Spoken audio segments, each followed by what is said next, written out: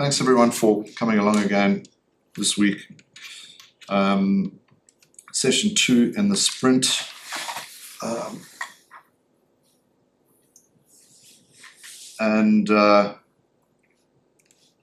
Quite a lot to get through. We'll move quickly, but I think we hopefully made a decent start last week, so that we can follow that up and make some progress today.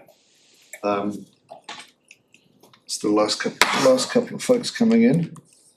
So what I'm going to try to achieve today, quite an ambitious agenda, but we'll mostly be spending time in n8n.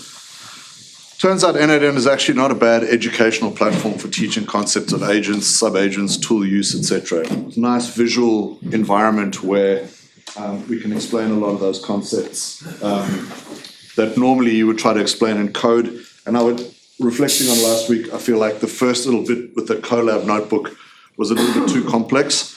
n8n, I think, will provide a good explanatory basis for us for some of these things. So,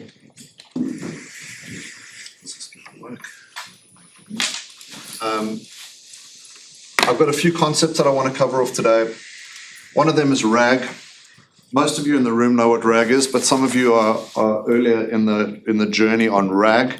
I've tried to create what I think is sort of like, I wish someone had explained it to me like this in the first place. So hopefully this will help you all level up on RAG. So RAG, what is RAG?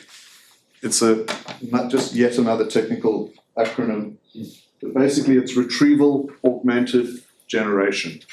The R part is about, I really want this to work. The R part is about retrieving reliable information.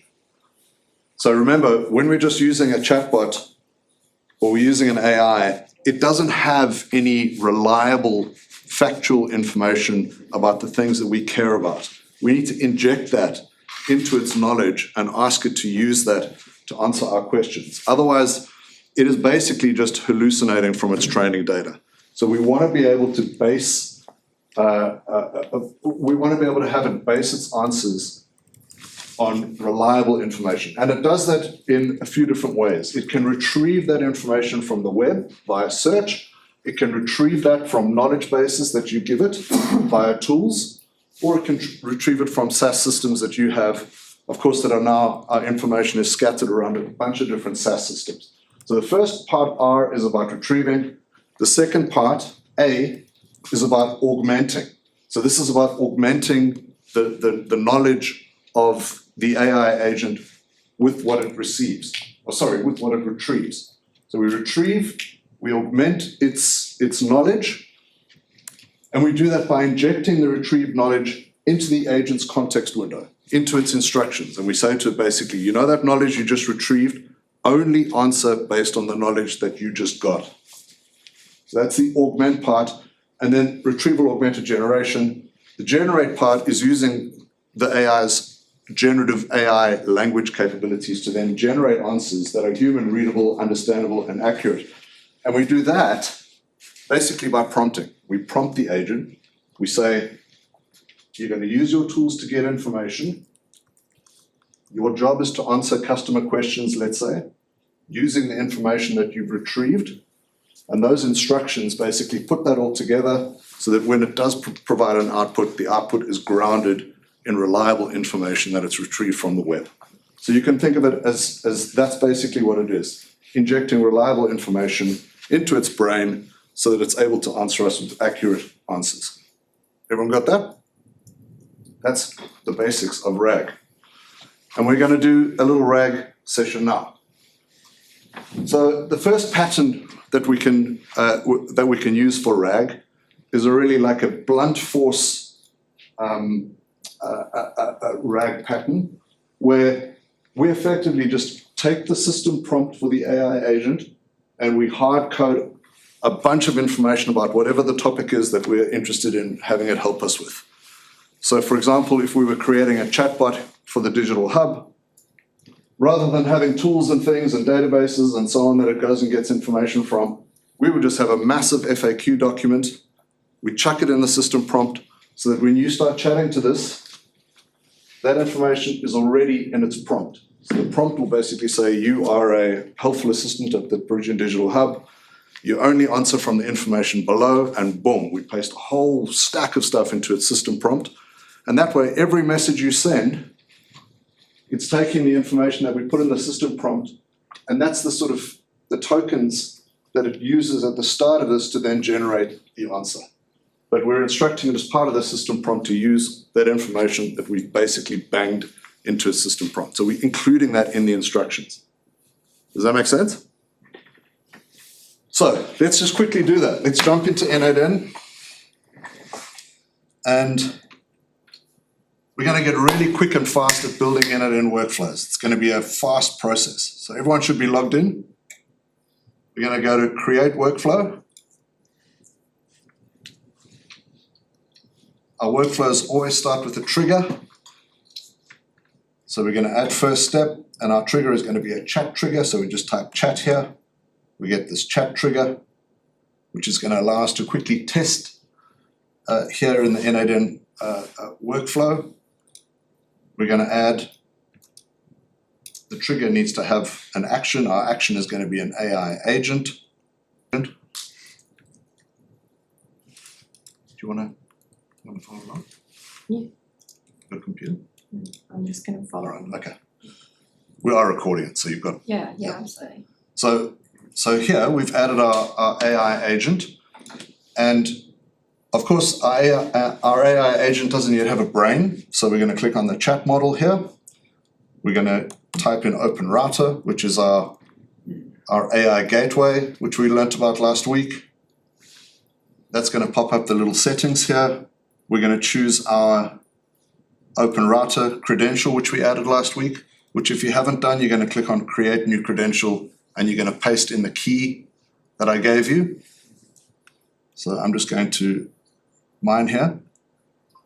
Now we have an AI agent with a brain. Which model did you choose? I'm going to jump in here, and I am going to choose my favorite model, which is GPT 4.1 Mini. Okay. Which is fast, smart, cheap, and has a massive context window, and I'll explain what that is later. So at the moment, this is all we have. We have a chat message trigger, we have our AI agent, and we've given it a brain. And we've selected, the brain really is the model that we selected, and we selected a fast, cheap, smart, large context model called GPT 4.1 Mini. And what we now need to do is, if we want to have RAG of some kind, if we wanted to answer us with reliable answers, what we are going to do is we're going to jump into the AI agent here, and we're going to go to this add option. We're going to add a system message, because at the moment it only has the default system message. And in here we're going to say something like, follow along with me. You are a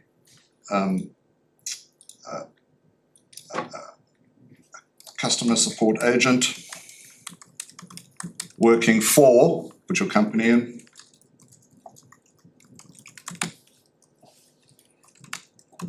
my case, the Peregian Digital Hub.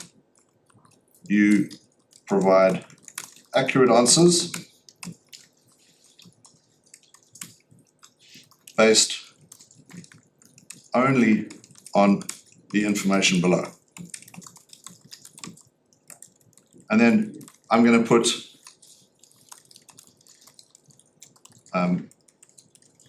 information for answering questions. Okay?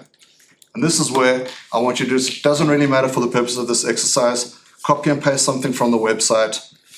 It's not that important. For the purposes of demonstration, I'm just going to the Hub website. I'm grabbing this thing about membership at the Digital Hub. I'm literally just going to Command A, Command C, and I'm pasting it into my little workflow here. And now we can see I've got a whole bunch of information, and if I come out of that, I should be able to go to our little chat testing widget down at the bottom left here. I screwed up the demo. We should have first started by just asking it something about our company, right? And of course, it wouldn't have given us very useful or valuable information because it doesn't have anything to ground it. And then once we pasted that information and we asked the same question, of course, this time we're going to get a totally different answer. So I'm going to say to mine, how does membership work? I'm not even going to say at the Digital Hub. Sorry, Chris? Yeah. How did you get the little chat window up for those who may not know? So as long as you've selected this when chat message received trigger as your trigger, you should automatically get the little widget there. Anyone missing the widget? Was everyone got that? Did Bottom start left. chat down the bottom. Wow. The red Yeah. Okay. When online, do it. Okay. So we can see already we are getting accurate information about the topic that we just asked about. We brute forced it straight into the system prompt message, nothing clever. Effectively, we just chucked it in the prompt. And already we have something useful in terms of this chat widget. And our AI agent is useful to us. Now, LLMs or AI models are stateless. What that means is they don't have memory built into them. So now if I had a follow-up question about something, it's not going to remember what it previously answered unless we add memory. So we can very quickly add memory just by hitting this simple memory button. And this value here determines how many messages it keeps in memory before it starts to forget. So you can put as many as you like. Put 50 if you want. And that means you can have quite long flowing conversations where it's going to memorize, it's going to keep in memory all the things you talk about. So that's our first pattern. Everyone managed to get that working okay? Pretty simple. Let's go back to the deck. Oopsie. Yeah, working?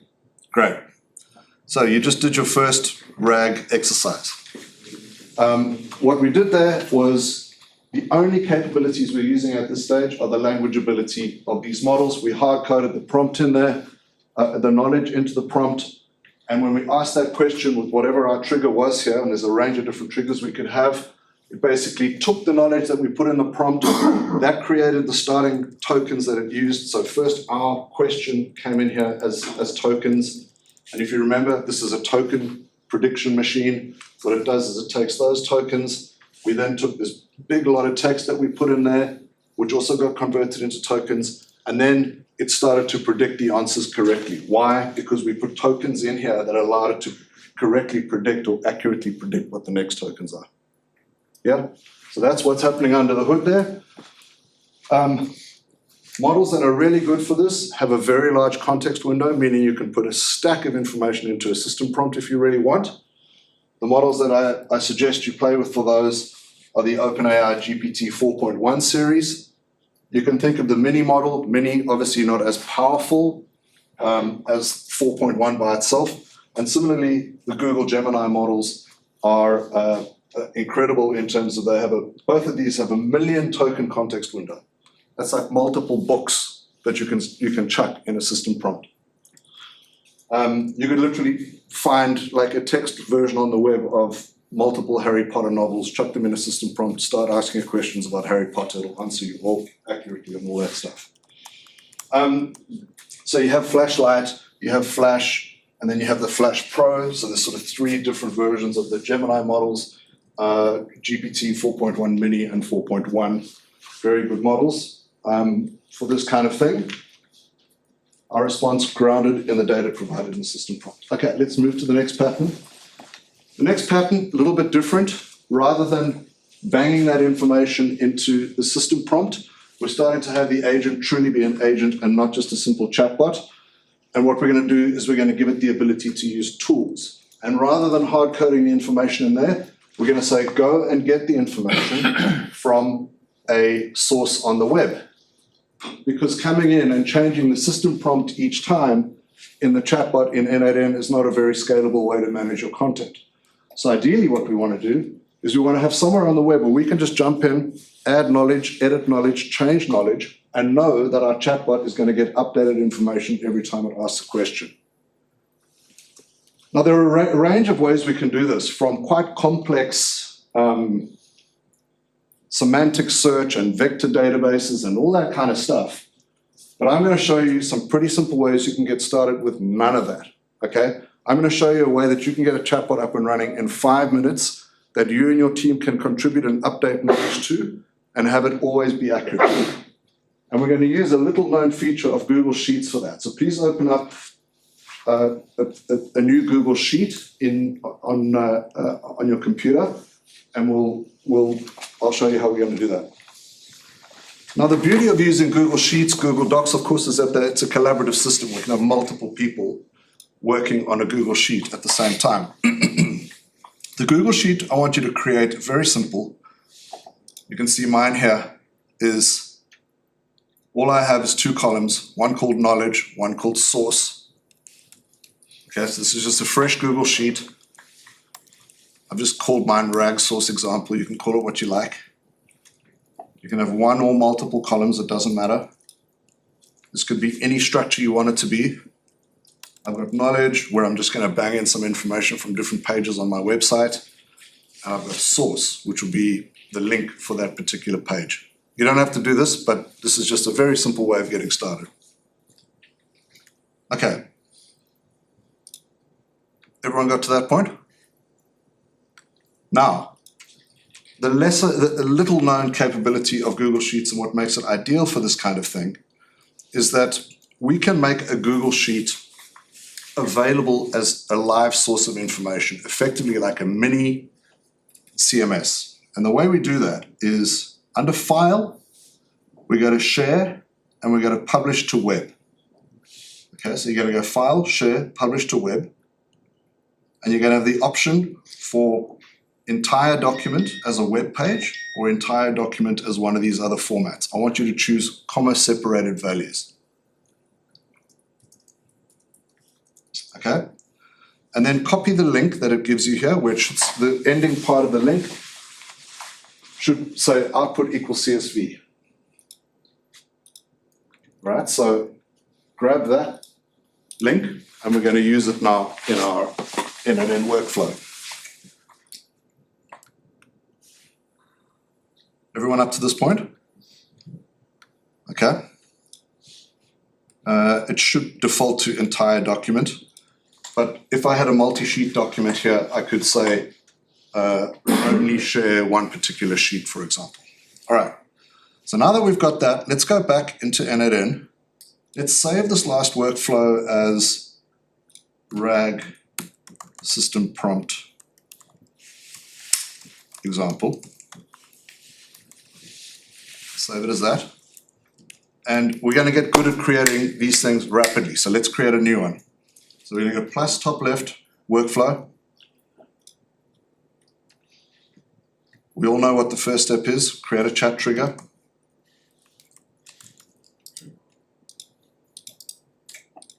Create an action, which is an AI action, AI agent. Add the brain, OpenRouter. GPT 4.1 mini.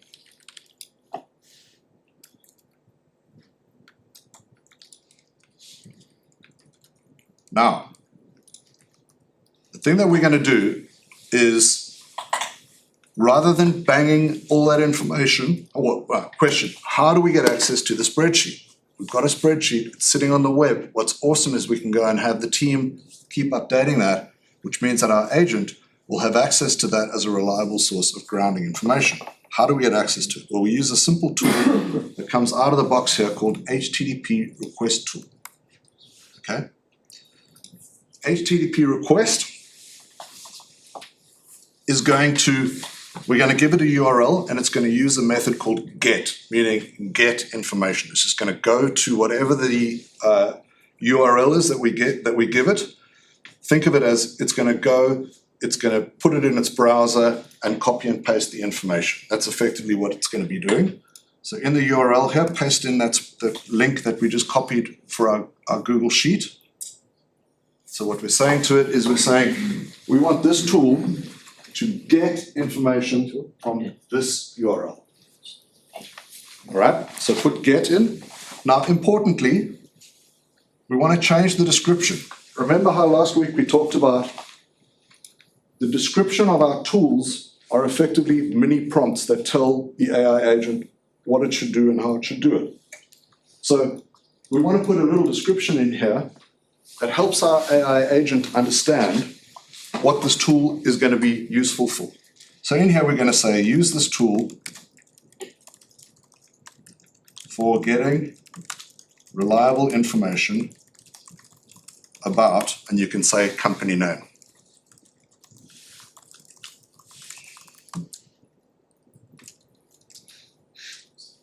Right? And then if you want to just click on the top right, execute step, what you should see is you should see it go and get that information from the spreadsheet and put it in here. Everyone seeing that? So when you click that execute step, it effectively just tests this, goes and gets the information from that URL and shows you what it's got. So that's what's going to happen when this tool gets invoked. It's going to effectively do what we just did in that execute step. Okay, good. So now we have this tool. Let's rename the tool. It's important to give our tools names that help the agent understand what they do. So we can just double click on this, open it again, and then you see on the top left here, this is how we can change the name of the tools. So if you click on that little pen icon and you call this get underscore knowledge, then we have a good name that reflects what that tool does. Okay. Now the only thing that's missing, two things are missing. Let's just add some memory here. Add our simple memory. Let's just make it 20 messages, doesn't really matter. And then the one thing that's missing is our system prompt. So we want to jump back into our AI agent and we want to say to it in the system message that same message we created earlier, you're a helpful assistant working for the, whatever your company name is.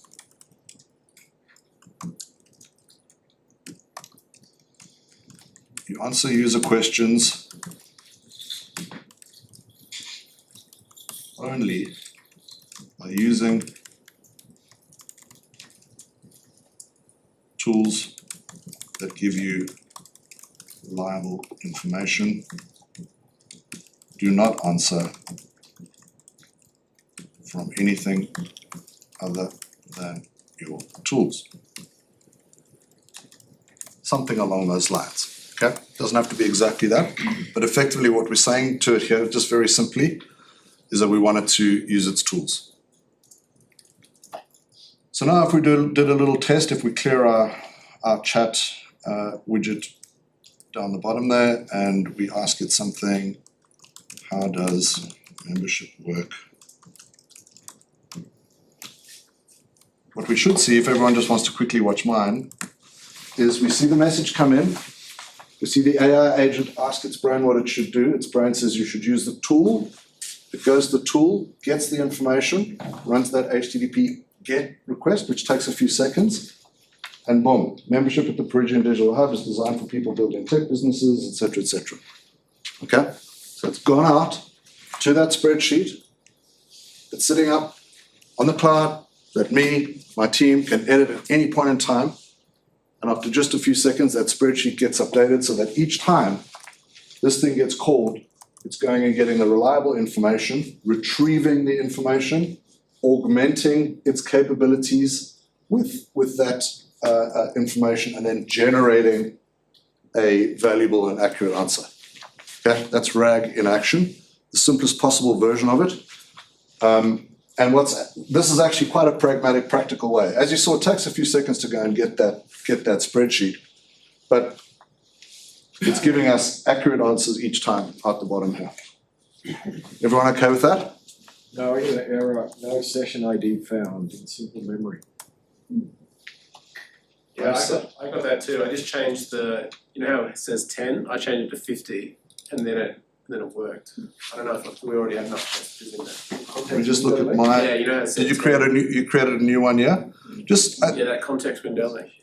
Mine worked when I just did it a second time. Try it again. You can always debug that offline if you need to. Zach, there might be. Generally, it'll be because of the session ID. Just making sure that hasn't been tinkered with. But yeah, everyone else getting a successful outcome there? Chris, for Get Knowledge, if the information we're wanting it to read from is all public, so it's on our blog, on our grant resources, Yep. can we just give it the there's the link that's on it anyway? Or what's the benefit in putting it all into an Excel sheet? I would say in this particular instance, my preference is to actually write for an AI. So what you put on your website's a little bit different. It's written for humans, whereas here we're asking the AI to do the job of explaining to the human. So actually having stuff in our in something like this will help it do a job, say on customer service or whatever, because we can say things to it like, use this knowledge when you need to answer questions like this. You can put all of that into Context, so into the yeah. sheet. For example, here in the spreadsheet, I could have a column called useful for, and in useful for, I could say things like, this is useful for answering questions about this, this is useful for answering questions about that, and that all makes its way into the context window and helps it. But as you saw with the first one we did, you can do get requests, and you can say, go and get this information from here or get this information from there. Okay, sorry. So we just did RAG for the first time, really, where we've gone off to a separate knowledge source, got it. And what's neat about that is we're using Google Sheets as a little mini CMS. We're not having to pay some hosting fee. It's Google's cloud, it's pretty reliable. And to get something quickly up and running, we can have our team contributing and managing knowledge through that process. Number one. Number two, myriad things integrate with Google Sheets. So to keep a Google Sheet updated with information automatically through a range of other tools is also handy. Okay, so that is the second pattern. So let's save this workflow as RAG with Sheets.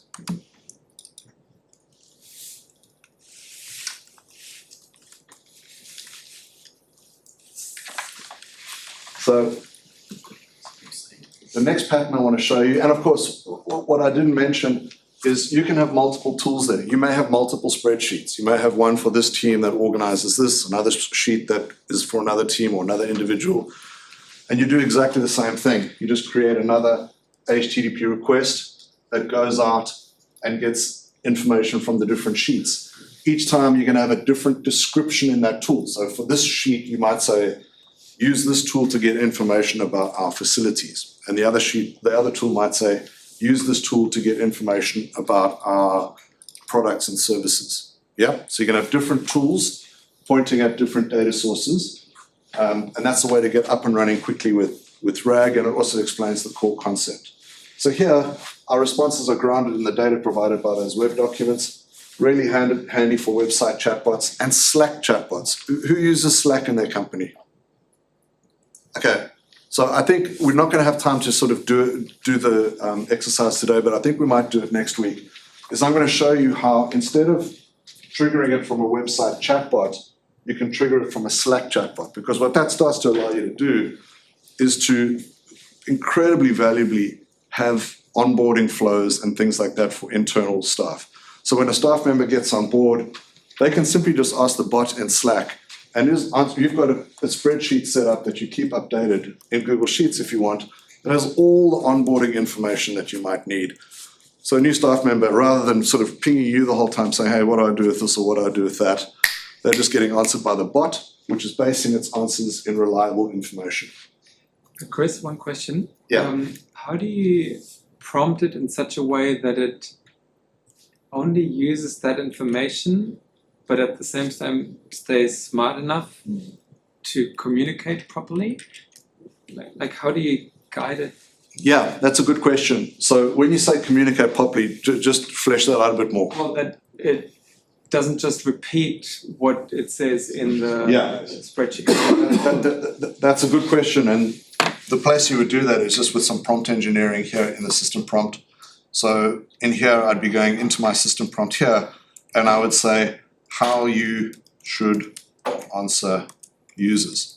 And this is where I would provide a whole series of sort of like hints and style guides. You know, always use short, simple things.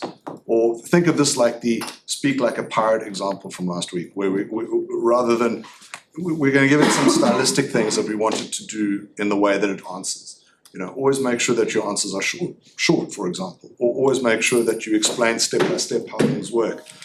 That's where you would do that, is in the system prompt.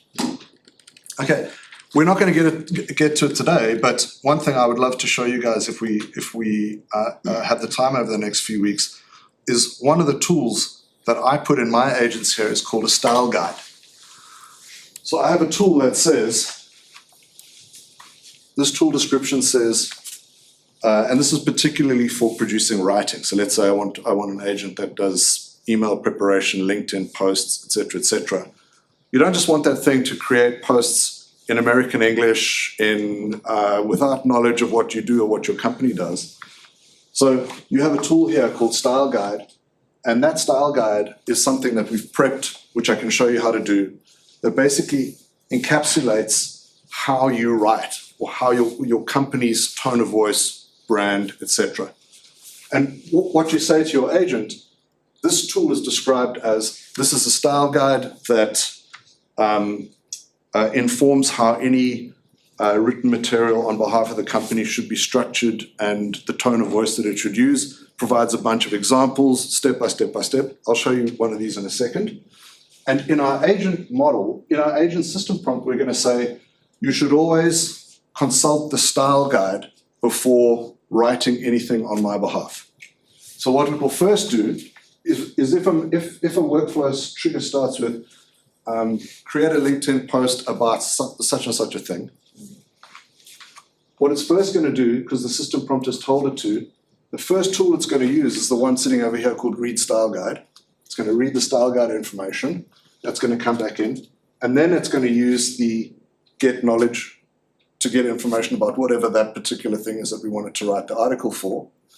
And then it's going to use another tool here, probably called Create Google Doc, where it creates a document with the writing for the LinkedIn post. Does that make sense? And that system prompt is where we prompt what's called the control flow, where we say to it, here is kind of the workflow that I want you to do. Use this tool, then use this tool, then use this tool. They're generally very smart and they kind of can figure that out for themselves. But if you want tight control flow in the system prompt, you say do this, then do this, then do this. Does that make sense? So style guides are, again, you'll often hear people saying, oh, agents don't work, you know, this thing can't produce the stuff that I want. The main thing that's missing is a style guide. And I'll show you how to do that in the next couple of weeks. All right, let me just see where we're at. Okay, so now we're going to do pattern 3. Let's create a new workflow, and let me explain what pattern 3 is. Okay, so pattern 3 is where we start to learn about this concept called subagents. So here, rather than banging it into the system prompt or giving it multiple different tools, we can have a sub-agent whose job it is to get information to answer customer queries, for example. Because in this little agent system that we're building here, we don't just want it to be a one-dimensional agent that can only answer customer questions. We want it to be able to do other things as well. So this job becomes what we call the orchestrator. So that main agent's job is going to be to orchestrate sub-agents, each of whom have their own tools. So just think think of it like a Russian doll. We've just done an agent with tools. Now we can basically take the agent that we just created and it can sit off to the side of a different agent which orchestrates it and a bunch of other agents to do useful stuff. Does that make sense? Sub-agents. Now, why would you want to do this? Well, you want to do it because there's a lot of information that can pollute the context window here, which over time, as we've talked about previously, makes it difficult to get accurate predictions and responses out the other end. And the way we deal with that is we create an orchestrator agent who generally has a very clean context window because it's outsourcing tasks where a lot of stuff gets done in the task, but a very clean response comes back. So all that's happening in this context window is inbound request comes, orchestrator says, hey, sub-agent, go and do this job. Sub-agent brings back the finished response. In the process, the sub-agent might have called 10 different tools, may have had a huge system prompt. We don't want that all polluting this context window. We want this orchestrator to just effectively just outsource to sub-agents to do jobs. They bring back the finished result. The orchestrator agent answers the customer or does whatever needs to be done. Does that make sense? We won't always use this, but there are certain instances where we will, and it's very handy. And I want to show you how to do that. So, How many sub-agents can you have? Is there a limit not really, but I would say for efficiency anyway? in this model, so let's create our new workflow. In this model, what's going to be happening is an agent is effectively a tool in this instance, right? And if you provided an agent with many, many tools, which is a common mistake, it makes it harder and harder for it to figure out which tool it should use for which job. So what we try to do is we try to have a series of sub-agents who have very specific and specialized roles and tools specifically to do those roles. There isn't really a limit, but there's practically a limit because, you know, the more information you stuff into the prompt, including the tool descriptions, the more confusing it becomes for the AI. So our first step here, again, you all know how to do this, create a chat trigger, create an agent,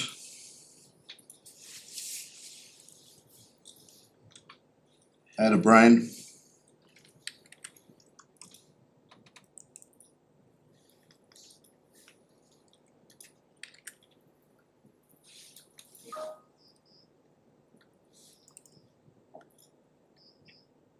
add simple memory,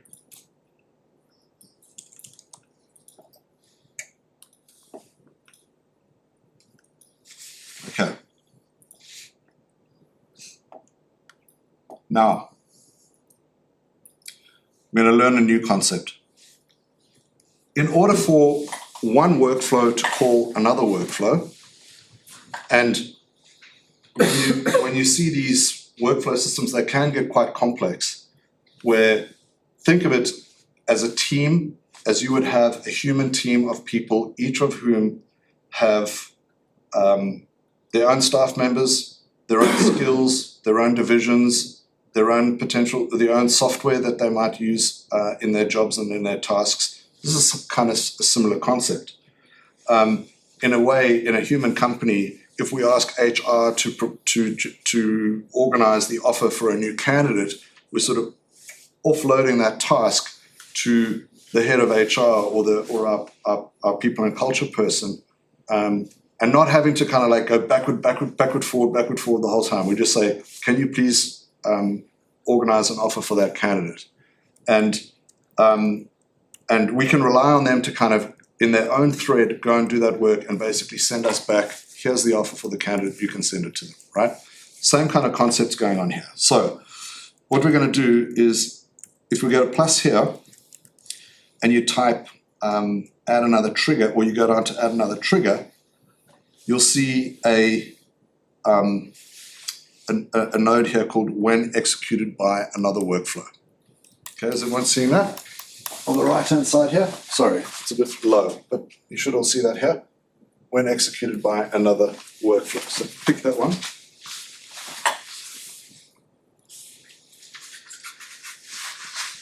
And we are just going to put that one down here. Now, we're gonna build out a workflow here, which is gonna be an agent in and of itself, okay? And then what we're gonna do is we're gonna create a tool here that calls this workflow. We could have a second workflow, third workflow, fourth workflow, all being subagents, and they will all be tools that we connect to this main workflow. And it's gonna call this workflow for, say, the writing agent, this workflow for the research agent, et cetera, et cetera. Does that make sense? So we're building subagents here, but the subagents are invoked or called by the orchestrating agent, the main agent, as a tool. Just as the tools we've created in the session so far. So let's do the same thing here. Let's add an AI agent, give it a brain.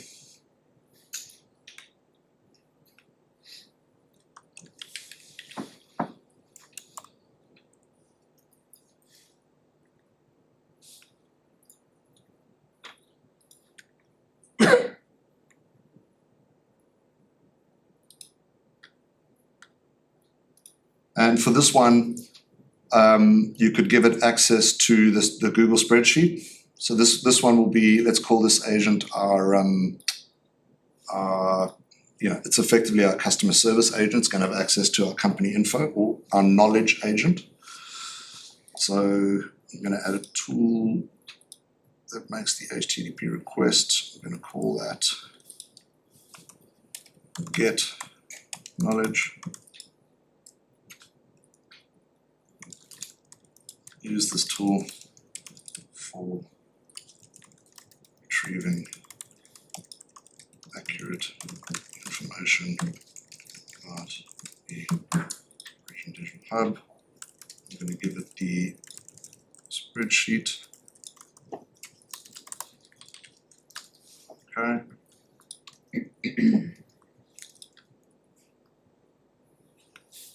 That part's all easy. This next part's a little bit trickier. So let's call this workflow subagent example. So now that we have this little workflow, our trigger, as you can see, is when executed by another workflow, and that workflow is this one here. So now to connect these two things together, we need to create a tool.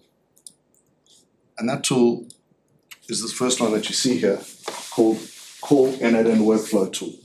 Okay, so that tool, when you click on that, we're going to select that, and that is going to call this workflow as a tool. So let's select that. And this is going to be our tool description. And here we are going to say, use this tool, pretty much what we said with the previous one, use this tool to provide accurate information about a company so that you can, or company for tasks where you need to answer you not customer, user queries with reliable information. Okay, so we just described the tool. We're going to call this tool get knowledge.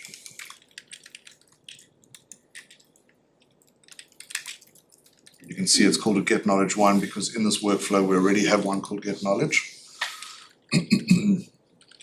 And then the next thing we need to do is okay, this is a really important step. So we need to select the workflow that we want to now call. Okay, and what we're going to do here is leave it as database, but we're going to call it from ID. Okay, so workflow by ID, select by ID. Just click out of this for a second, and then when you double click on the when executed, okay, let me just show you this step. This is the trick step. Okay, so in here we're going to go to this trigger, double click on it, and this is going to place the ID for this particular node up here in the URL. Okay, so it's that 5-letter thing. You're going to copy that because that's the ID of this thing, of this sub workflow. And then we're going back into this, and this is where we're going to put that ID. Oops, that's not the ID. You can follow with me here. So we want to know what the ID for this workflow is, or this trigger. Double click on it, select that, copy, come out of this, go to the tool, by ID, paste. Okay. So now we've connected the two things together.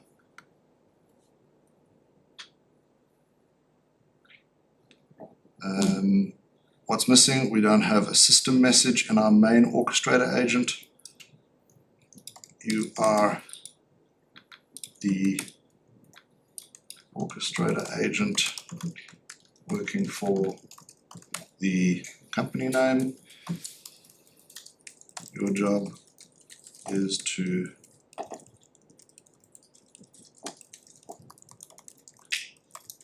answer queries by using the tools and agents at your disposal.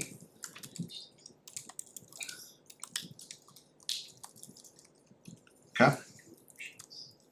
I'm going to make one little tweak. I'm going to go to this AI agent, and instead of calling it I'm going to go to this agent and I'm going to rename it to knowledge underscore agent, okay, because it's an agent. We should call it that because that way we can see, this is our knowledge agent. Why hasn't it changed that?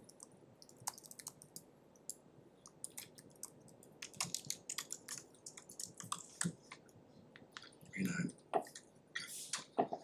So now it's easier for me to just visually inspect and see, okay, that's our knowledge agent there because I renamed it. And the knowledge agent, just to go into that node again, is connecting by ID to the ID of the sub workflow, which is this one here. And yeah, and that's basically it. This one gets the knowledge. Let's test to see if this works. How does membership work?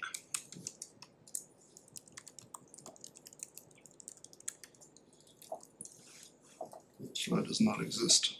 When executed by another workflow. Okay, I might need to have saved to get that ID into the database. That might be the issue. Let me just check this one. When work define using fields below. I think that's okay. So I'm over here. Because that's the error that I got as well. It just said there was a problem. Did you fix it, Steve? I haven't fixed it. It seems to want, I've never used this flow before, so it seemed to have an issue with the, if you go open the when, Database. if you open the other one, yeah, that one, and change the define using fields below to accept anything, what happens then? Under input data mode. Actually, I think it's this. I think it's query. I think that's all we need there is query. Let me just check. That could be it. Yeah, let me just check. Oops.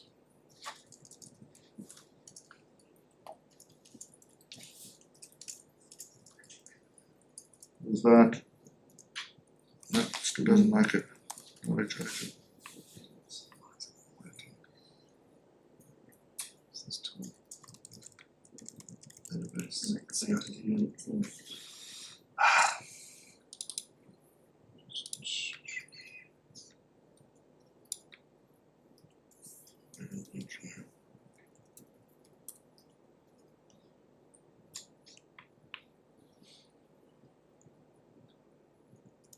Sorry guys, just bear with me, I'm just going to my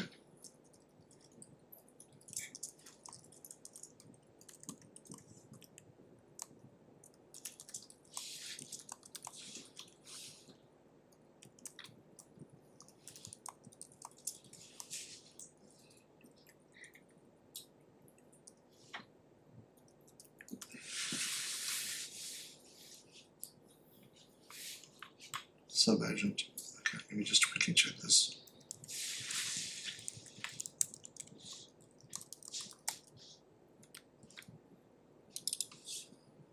Okay, let's keep it. Fine using fields below query string. Chris, on mine, I actually bypassed that and just made the agent a tool of the top agent. So see that tool there, instead of having that, Yeah. it's actually connected to the bottom agent. How did you do that? So if you go to the top agent, Yeah. Go and show me. Yeah, so add a tool. so adding it to the pass-through there, so we can directly connect as a tool. Okay. Do you know how to get that AI agent? I don't see there's a tool option to add. So if you click plus tool,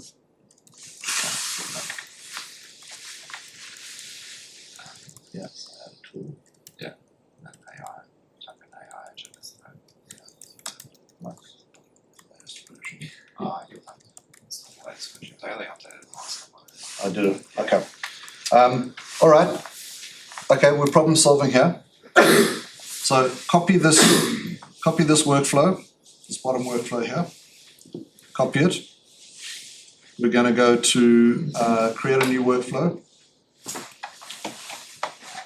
Save that workflow. We're going to create a new one.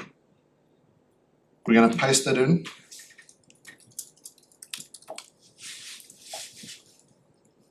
Okay, just call it Subagent.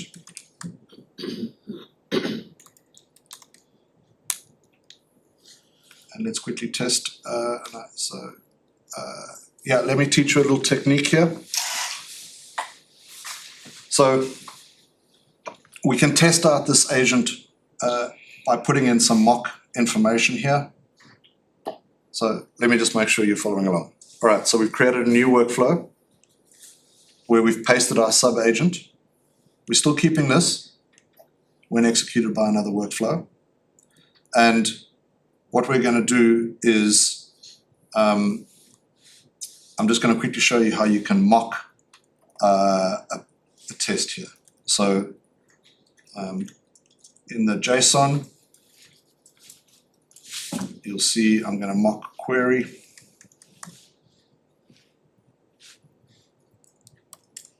And I'm going to say,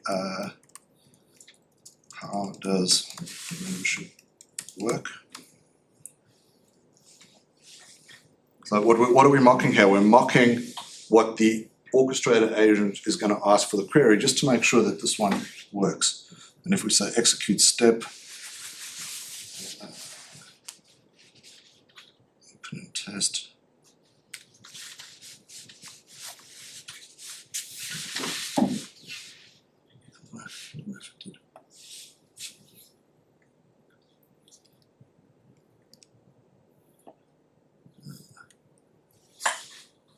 All right, we're learning on the fly the troubleshooting. Kill the when executed by another workflow node, and we're going to add a trigger here. We're going to add the chat trigger just so we can test this separately. Okay. Here's our chat trigger node, and we're connecting it up to our agent. Right, and we're going to test this on a standalone basis just to make sure that this works. How does membership work?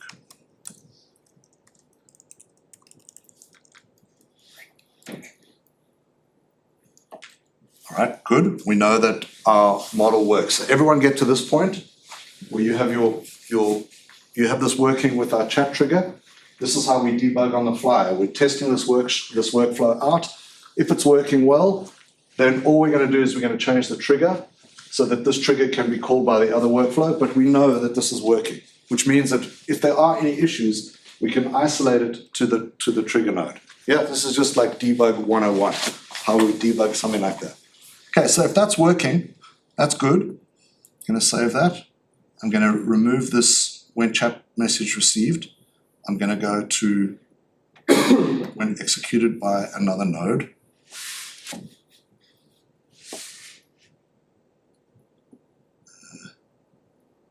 think it's use all incoming data. I think that's it. So let's connect this up. So now when executed by another workflow, let's make sure we've saved the name of this, because that's the name is gonna be useful for us to identify this. So all I did there was, I said accept all data. I think that's correct, but we can always come back. What I'm gonna suggest is open a new tab, and so we can have the two workflows in two separate tabs and we can quickly move between them. And go to your main agent. Oh man.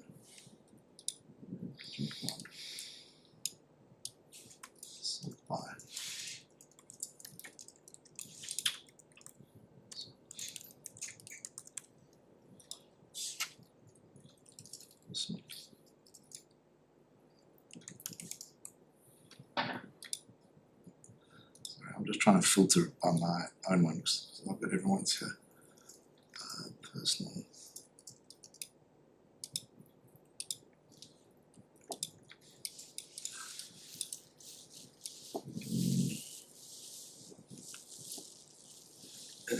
My workflow. So by creator.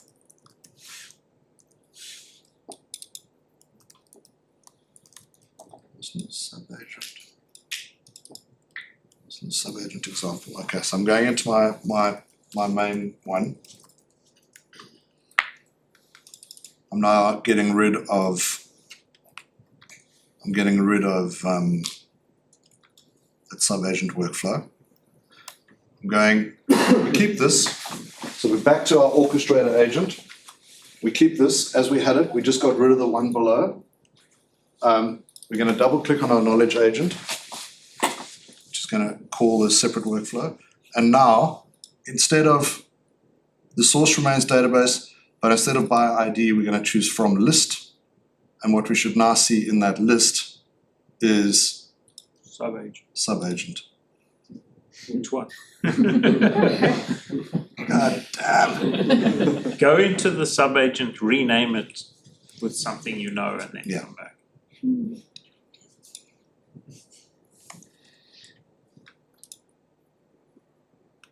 Okay. Back into it. From list. CB Subagent. All right.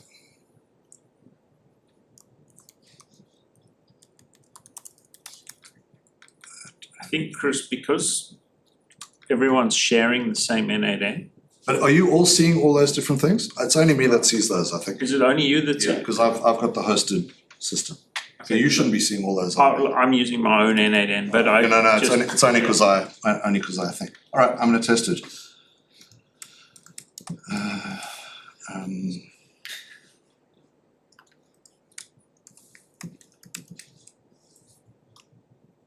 We won't call that, call this other agent. Damn! Why is that not working? It says no prompt specified, so Okay, so I think it'll be this, it's this, I'm doing something wrong here. Using query below, add field, I'm pretty sure this should be query, and I think that will solve it. Sorry, I did prep this, but I just forgot how it works. Let's try again.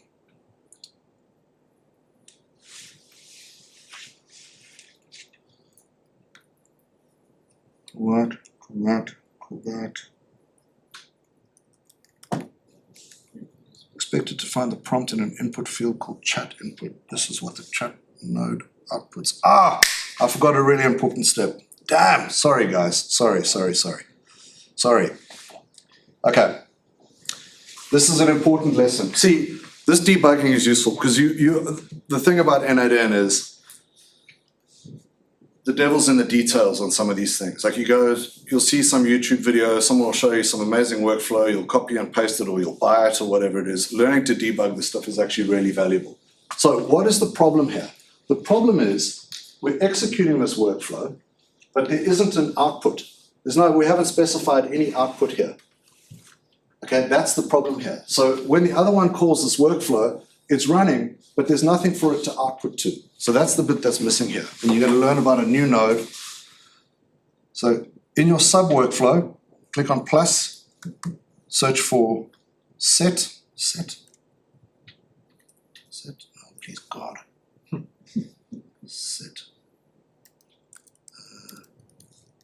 and the plus, and I'm pretty sure it's set, field set, yes, okay.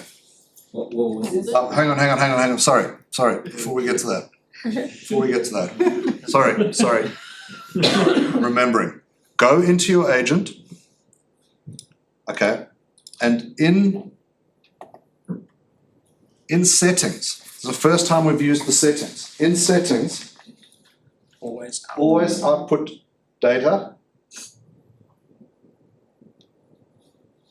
And here on stop on error, Try again. we want to say continue using error output. Okay, now if I say always output and do that, now what we should see is this very important thing. Now we've got a success outcome and now we've got an error outcome. So what that means is when this workflow is called and it either is successful or isn't, it's at least telling the orchestrator what's going on. Tim, you're right.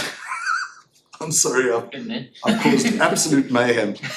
But we're in this we're in the sub workflow. We've got this all, I think, working okay, but the thing we were missing was this was not outputting anything for our orchestrator agent. Okay, so what we're gonna do here is we're gonna use the set node. So choose set, edit fields. Is this on success? Are you on the success branch? Sorry? Yeah, I'm on the success branch here. Okay, let me just show you again. On the success branch, clicking on that, typing in set, what we're gonna do is we're gonna set this field. It's gonna be the output that we pass back to the orchestrator agent. And here you're gonna see how we map fields. All we do is on the left-hand side, you can see the actual answer. We're gonna drag that into this, right? So we dragged, you'll notice when you mouse over the key in the JSON here, it turns it into your cursor into a grabber, which means you can grab it and pull it into these fields here. So you're gonna grab it, you're gonna put it in here, you should see JSON up. Okay. Right.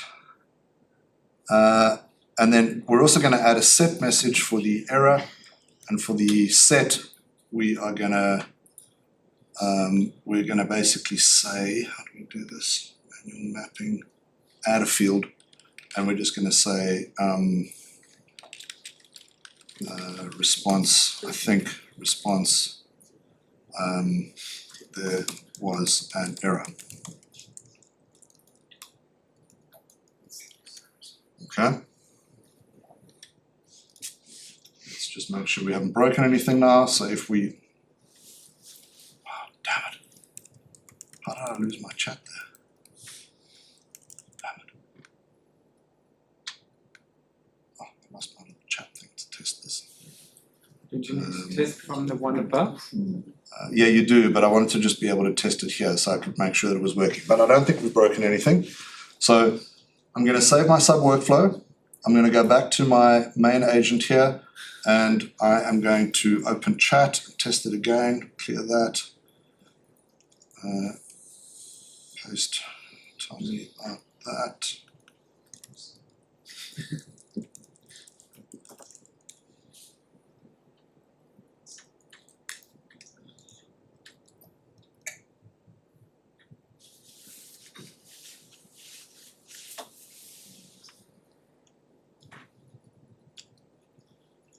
All right. Now, I don't see any errors here, which means that it called the knowledge agent in this separate workflow, and the knowledge agent obviously did something and gave back a response. Now, how do we find out what's happening? We go to this one, and we click on executions. And what we should see, this says it succeeded. So let's have a look at what happened here.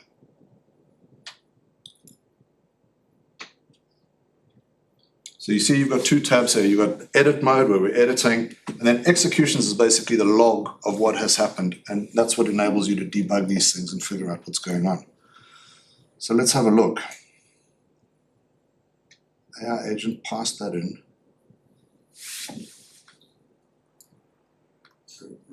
That. So it came in, got that, edited into that. What happened there? Output null. There was an error. Why was there an error? Success, it did that.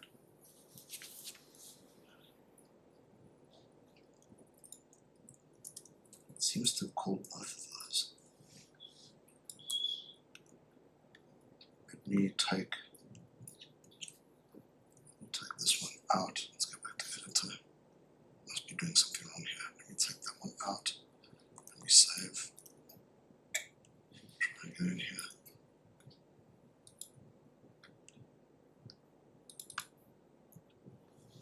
Welcome to n8n. Or welcome to my version of it.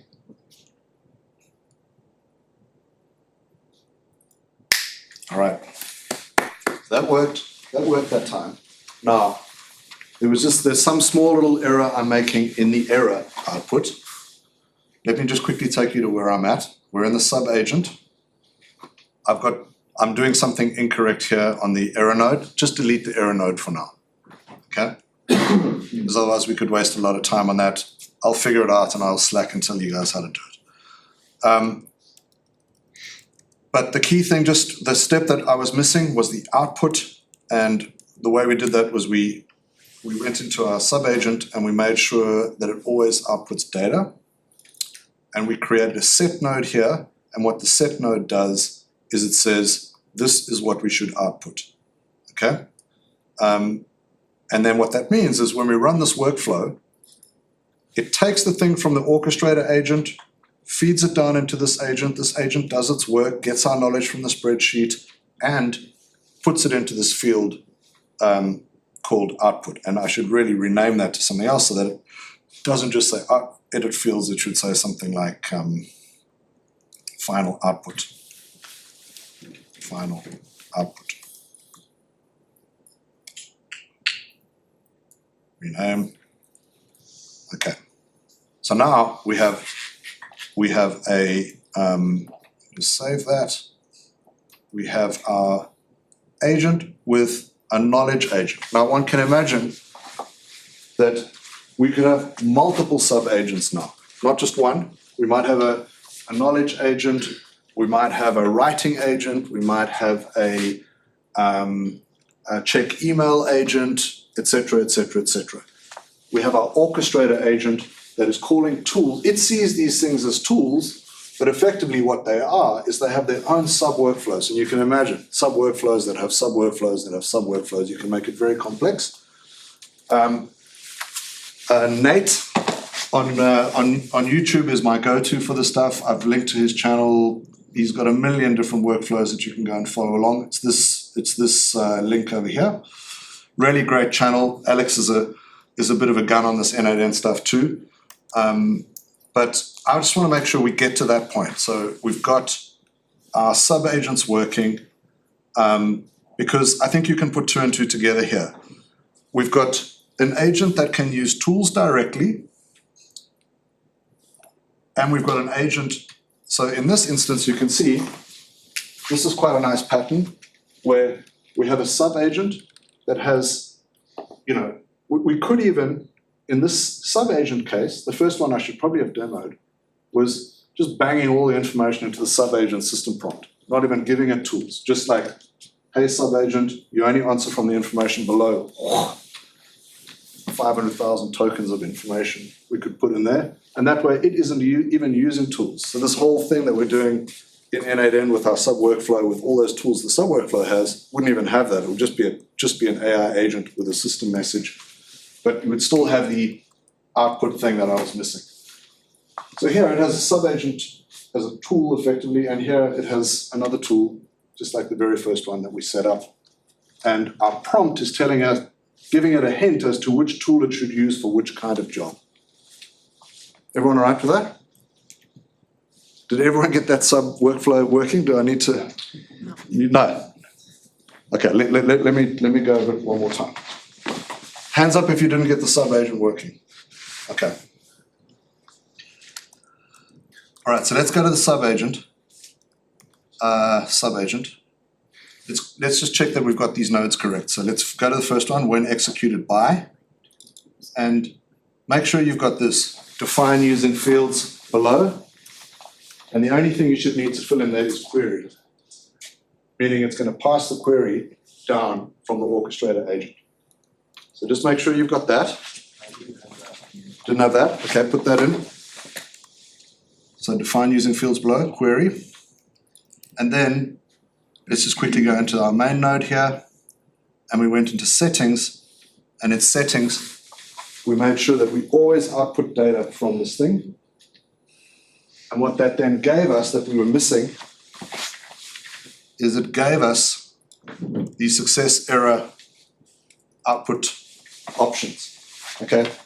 Without setting this thing to always output, we didn't have those. We only had one thing that we could take to another action. But because this is a sub workflow, we wanted to give final output so that our orchestrator has access to the final output. Okay, so what does that node look like? That node has manual mapping,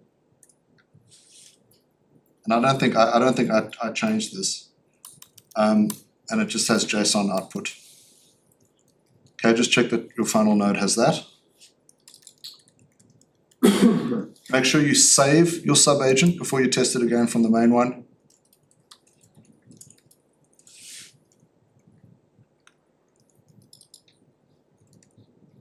What other question can I ask here?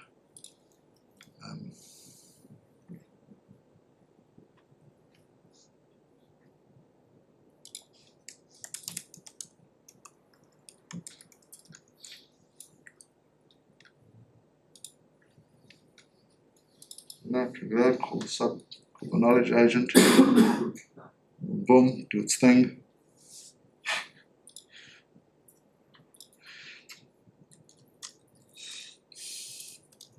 Mine's not calling the sub-agent, it just runs. It's not calling the sub-agent. Okay, well make sure you check, let's look at your system prompt. What does your system prompt say in your main orchestrator agent? Sorry, Jim. Everyone else okay? Does anyone need help? Yeah, let's go into your main agent. Okay, we don't have a system message on your main agent. This is definitely your main agent, not your sub-agent. Yeah. Okay, so that's what's really missing is you need to be saying to it, we need to, because of course it's training data, it has stuff about the Peregian Digital. Yeah. So it feels like it has some information about that and it will answer. What we have to say to it is, you only answer using the tools provided. You don't make up answers. Okay, that's the thing that's missing, and if you put that in the prompt, then you should find that it'll use the tools, and then you've got to make sure, Zach, let me just quickly show you. On the tool description for your knowledge agent, i.e. your sub workflow, we need to make sure that that is described in such a way that the agent knows what it does. Okay, otherwise, it doesn't really know what this tool does, it's unlikely to use it.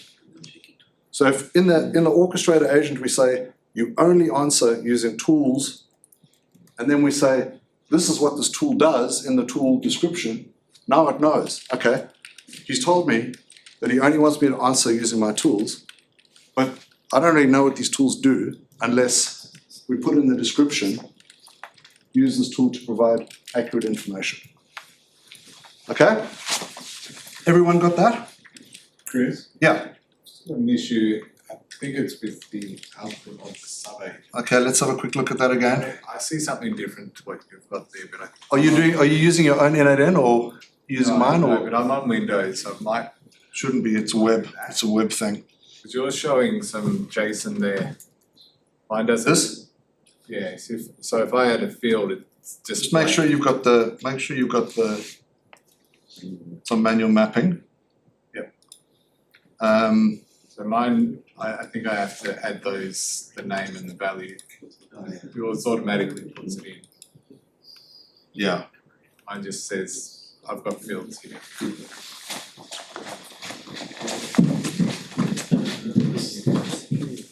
so this is the sub workflow, yeah? Yeah. Manual mapping. So from a debug perspective, what's quite useful is if you went to Spinning, it's working. It's kind of cool. But- see. Shit, Yeah. yeah, like it doesn't, She'll show you the. wasn't able to retrieve specific information. Let's change this here. Gel Change the manual mapping. Sure.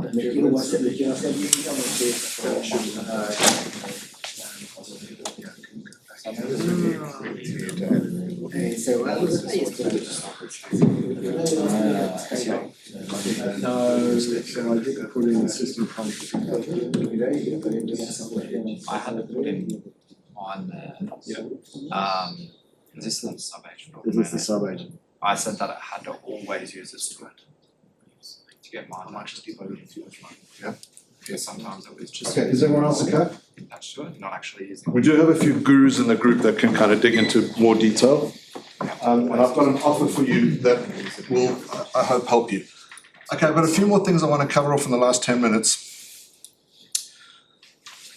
So, the next thing I want to talk about is that one really cool thing to understand is that you've got different models with different capabilities, and through OpenRouter, you've got access to all of these models and you should play with them. So these are what I would call specialist models that we can do some quite interesting things with. So the four categories that I wanted to talk about were, one we've already sort of talked about. Let's call these the Harry Potter models that you can put a whole book into. Large context windows. Here are some good examples that you can use. You can literally copy and paste those model names. The next one are reasoning models. So these are models that use a reasoning process and they're very good for planning steps. This isn't an exhaustive list, but this is a pretty handy one. The DeepSeek model is very good at planning stuff. And there are other reasoning models you can use, which I'll show you how to find them. The next models, these are slept on. These are absolutely amazing models I've been playing with over the last few weeks, and I want to show you something pretty special about these. You know when you use ChatGPT and you toggle on web search and you ask it something and it goes off, searches the web, comes back and gives you a hell of a good answer? Well, you can access that very model through OpenRouter, and I'm going to show you how to do that in a second. So that's wild, because now you can give your tool, the little thing you're building, your agent, access to a tool which is just the same as what ChatGPT has access to. And if you know how good that is, like when you use ChatGPT and you ask it to use web search, it's bloody good. So now you're going to be able to use that in your own agents. I'll show you how. And then lastly, through OpenRouter, you also have access to Perplexity models. Perplexity, as we know, is an amazing, intelligent AI search engine. But one of the models that they make available is their deep research model. So in other words, on this one, you can fire off a query to Perplexity to your AI agent, and if you've given it a brain with deep research, it'll go and do a deep research assignment for you and bring back deep research about that topic. Let me quickly show you how we do this. So let's jump back into n8n, let's create a new workflow, and let's call this search.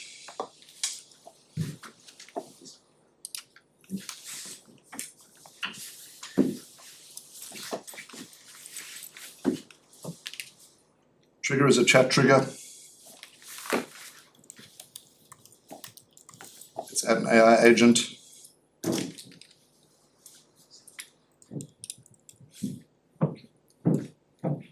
For the brain, OpenRouter.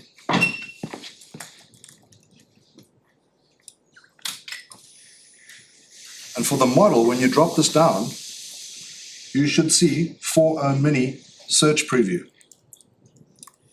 Okay, select that.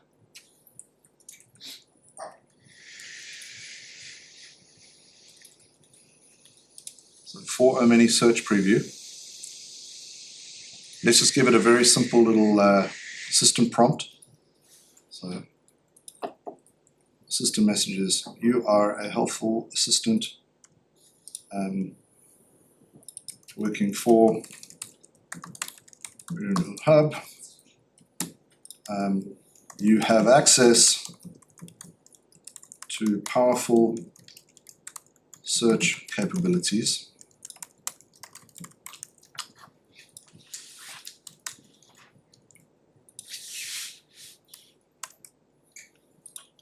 Ground your answers in search results. It's in ground your answers in web search data, let's just say, okay? Of course, I would normally put a lot more effort into a system prompt, but you get the idea. Let's just give it simple memory. We don't need any tools now, because for this particular little bot, we are giving it, this agent, we are giving it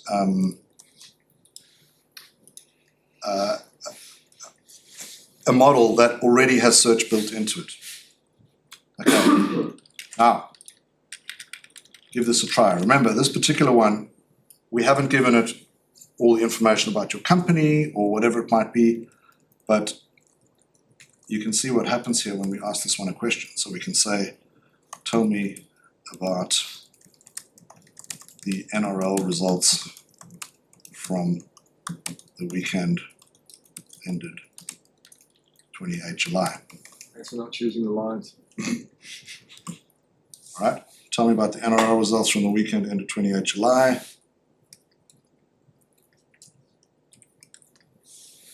Okay, look at this. Let's just check to see if this is correct. NRL results, alright, let's see. So this weekend, here are the NRL results, week 21. Jump into my workflow here. NRL results, New Zealand Warriors 26, West Tigers 14. Warriors. West Tigers, what? Friday, New Zealand Warriors 26, West Tigers 14, that's not correct. Saturday, Broncos, Bulldogs 41, that wasn't the result. What is going on here?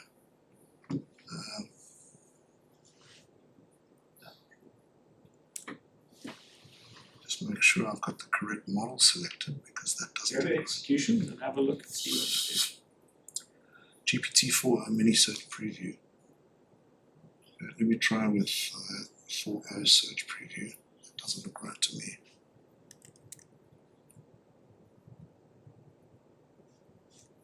Make a fool of me.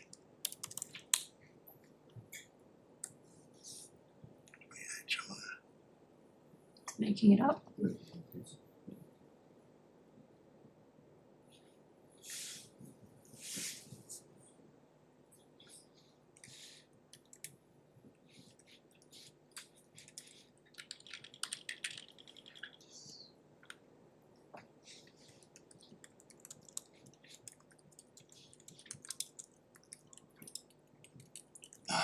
That's not right. Okay. I'll show you a little technique here. Can you check the logs in OpenRouter? Can, I'm just going to go and test the model directly here. So I'm going to add model here, search. GPT-4 mini search preview.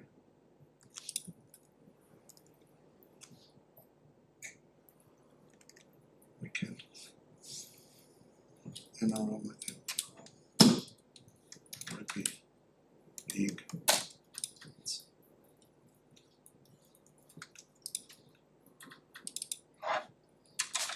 It looks the same. Not right.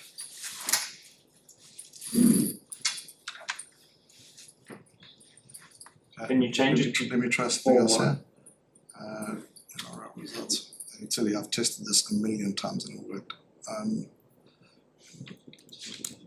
Result between the and nights of 27 July.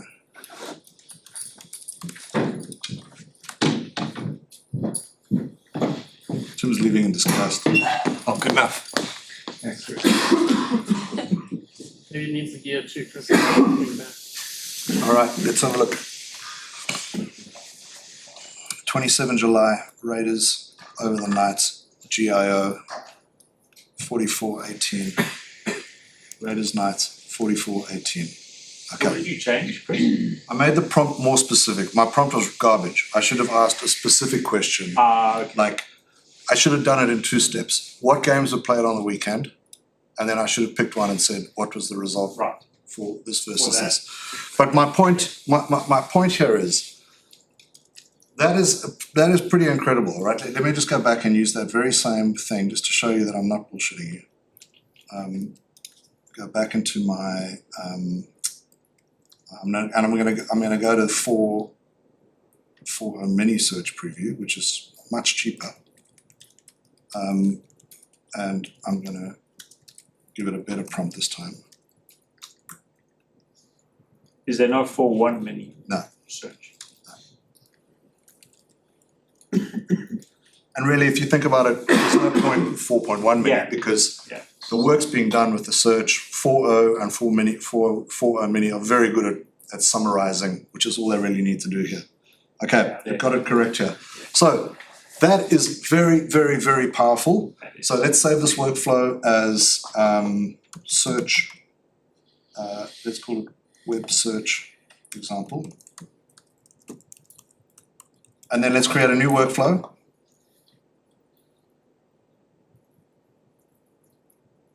You People wanna, know that you can duplicate workflows. yeah, they do, but I wanna practice here. Yeah. It's practicing. Okay, so chat trigger. Choose your AI node, AI agent. See, click on that. AI agent.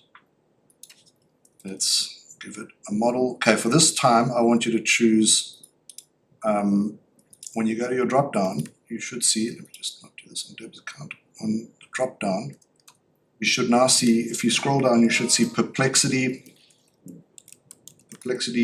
sonar, deep research. Okay, and by the way, there's a bunch of different perplexity models there that are pretty powerful. So sonar deep research. And let's just make a quick system message here in our agent. We're gonna say you are a helpful assistant with access to deep research capabilities. When asked a question, you plan a research task carefully,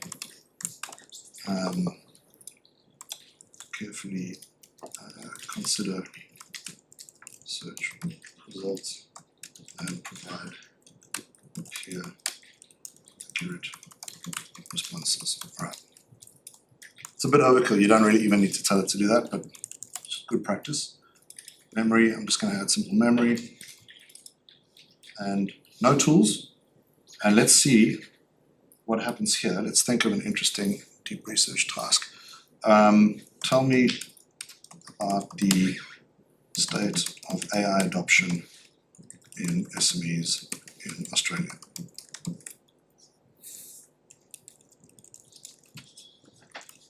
Now you would expect this to take a fair bit longer, wouldn't you? It's going off, it's doing multiple searches. So you can see this is taking, this should take 60 seconds probably. So Chris, while it's busy, what was the purpose of creating the sub-agent in its own workflow? Because with the sub-agent, the idea is to keep the main thread, the main agent orchestration thread as clean as possible. Think about it in programming terms as separation of concerns. So we're saying outsource that task and all the tool calling and system prompt message and so forth to a separate agent to go and do that. That way we can keep the first agent very precise in what it needs to do. It's just orchestrating.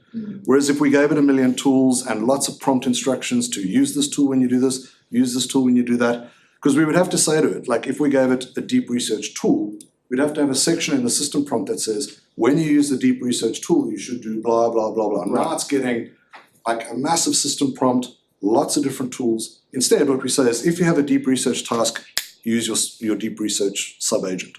It farms that out to sub-agent. It then might make multiple different calls, have lots of system message, and all it does is it brings back the answer. So it keeps it nice and clean in the main orchestration thread.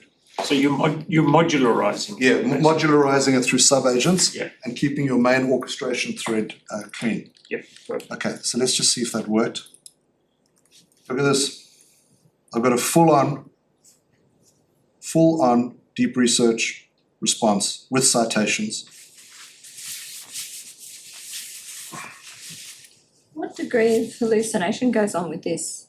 Well, the whole idea of using Perplexity and using the search model is that those models are grounded in web search results themselves. So effectively, we're not having to reprompt them here around, grounding in web data, etc., because the models that have been given to us out of the box already do that. So they are low/no hallucination because they're grounded in reliable data sources, which is the whole idea of search and deep research over, like, hey, just tell me about if I had to put that same question into GPT-4o, let's say, I would get a hell of an answer, but it wouldn't be grounded in any factual information. It would just be predicting the next tokens off of its training data. Yeah. Whereas you think about something like this, the question, what's the state of AI adoption in SMEs? That's a question on 29 July that will have a very different answer to GPT-4o out of the box, whose training run finished in April this year. And, so there's a range of different reasons that you would do this. But guys, the reason I'm showing you this here is you could imagine that as a sub-agent, okay? So imagine we've just created a deep research sub-agent. Before that, we created a search agent. So your main orchestrator that I've shown you the process for could be calling different agents that have different capabilities here. Does that make sense? Remember, that deep research task could have been something about your company, your industry, whatever it might be. Do you get the concept? Okay, so very powerful model straight out the box that you can use. And I'll just quickly show you here, if I go to the activity page of OpenRouter, you can see that here you can see what those are costing us, okay? You're all using them in real time. And here we can see, whichever one I did, a very small prompt went in, a massive number of tokens were generated. In this instance, 110,000 tokens were generated as part of that deep research process. And here you can see what the costs of those are. So obviously, if we're using deep research and it's doing many searches and generating a lot of tokens, reasoning through the search results, that's going to be quite pricey. Okay? So, you would use up your $10 worth of OpenRouter credits in 10 calls effectively if you did that every single time. But you might have a use case where using deep research is really important for your business. Okay, Jess, I'm thinking about your business, for example. Deep research on grant availability across Australia, for example, that's a pretty handy deep research task to ask for. And then look at search. This is why this is one of the great bargains on the internet, is those API calls that we were making that are grounded in reliable search results at 2 cents a pop. That's a real bargain. So being able to get reliable search results as part of your LLM call at 2 cents, I think is a really, really good bargain. I think I'm going to wrap it up with the offer. Okay, so on Friday, I'm available for office hours to anyone in this room who would like help setting up their n8n on their own hosted company domain. Because once you have that, of course you can use it for yourself, but it means that you can start to educate your teams on how to do this stuff. And whenever they need to create an automation workflow, boom, they can just jump into your hosted version, add their credentials, watch a few YouTube videos, and they're off to the races. Rather than them registering on n8n.com and blah, blah, blah, blah, blah. So if you would like to do this, set up a time with me on Friday, probably give ourselves 45 to an hour to do it.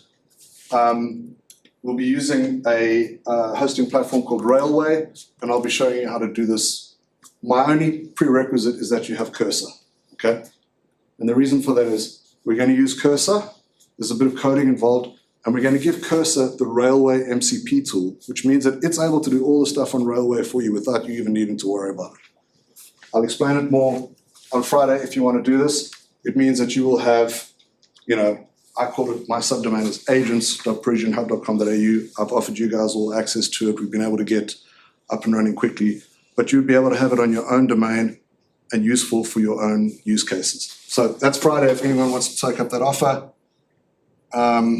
Some resources in here again, you can go and see what models are available, the demos and stuff from previously, and old Nate's YouTube channel. Okay, we ran over by 10 minutes. Probably because I screwed up that sub workflow thing, but the reason I wanted to debug that live is you can see how to debug to some extent, how to do that stuff, yeah? All right, thanks everyone. Go and, we have a barbecue and I think it'll be probably getting cold, so let's go and have a... Thanks, Chris.